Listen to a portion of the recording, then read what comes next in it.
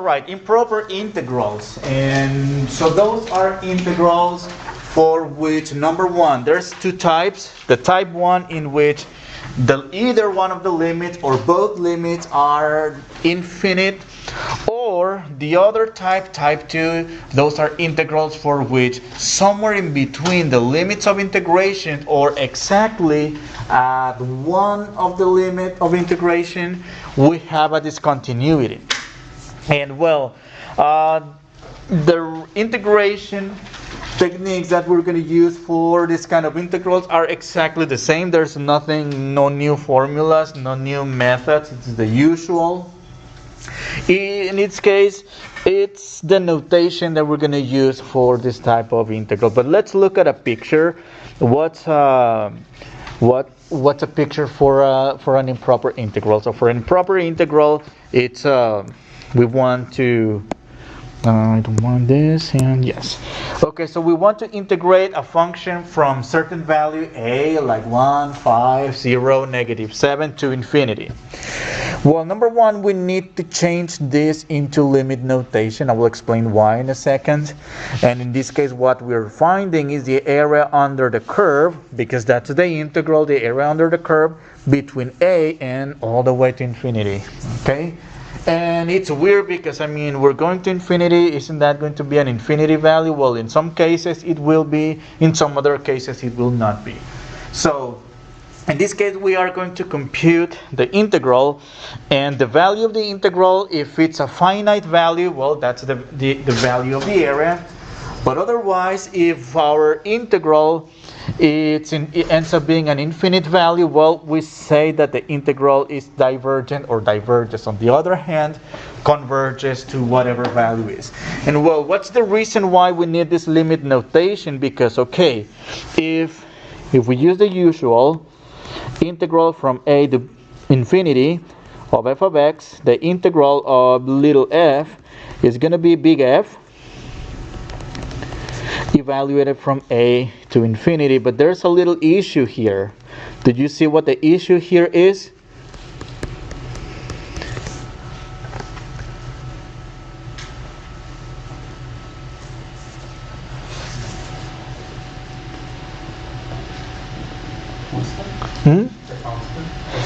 Not a constant, because it's f of b minus f of a. That's fine.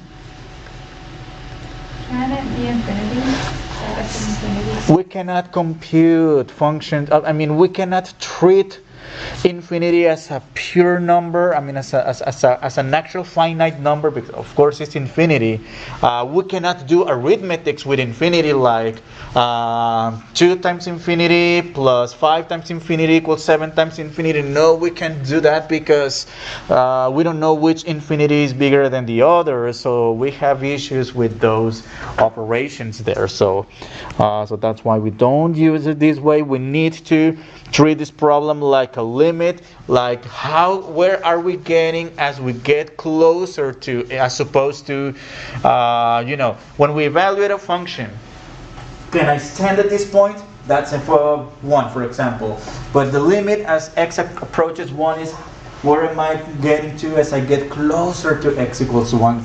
And although the algebraic operations implied are very similar, are the same, the concepts and the ideas behind are slightly different. That a limit versus a function makes the whole difference when it comes to working with those. So let's see. Let's look at one example. The integral of 1 over x squared. I mean, it's just a general power rule that we could have done just like negative x to the -1 over from 1 to infinity. But the thing is, I cannot evaluate functions at infinity. We need to represent this in terms of a limit.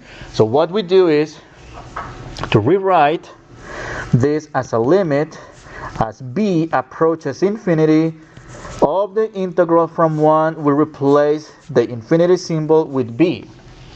Okay, and just keep writing the original function. That's 1 over x squared dx equals the limit as b approaches infinity of the integral from 1 to b of x to the -2 with respect to x. Let's use the general power rule to integrate this.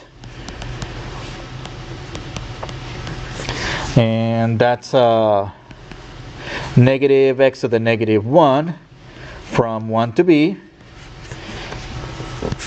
And that's going to be, okay, let me take the negative outside of the integral, just so we don't have too many issues with the signs. Negative limit b approaches infinity.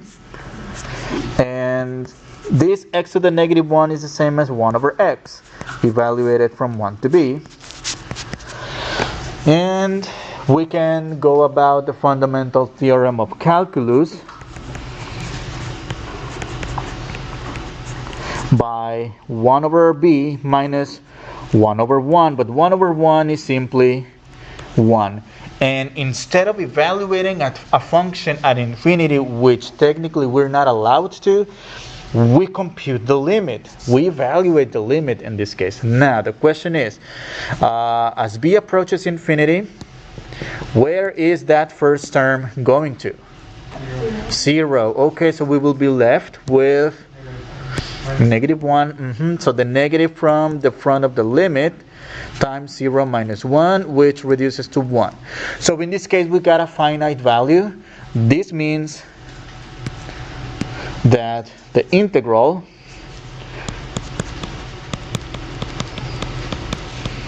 converges.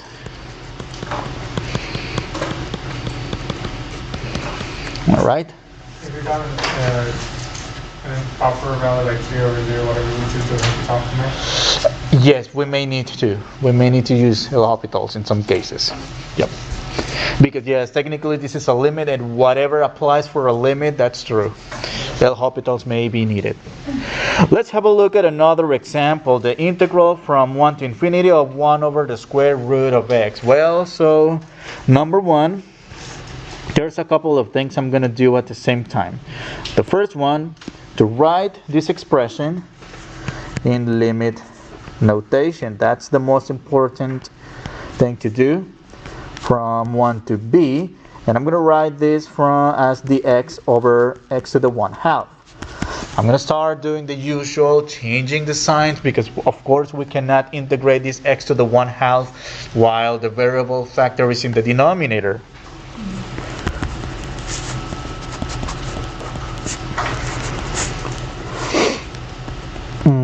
So that's the integral of x to the negative 1/2 add 1 to the exponent, negative 1/2 plus 1, that's 1/2.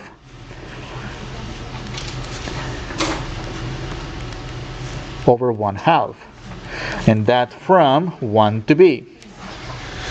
Okay, so let's rewrite this. Dividing by 1/2 is the same as multiplying by 2, which I'm going to write in front of the limit symbol.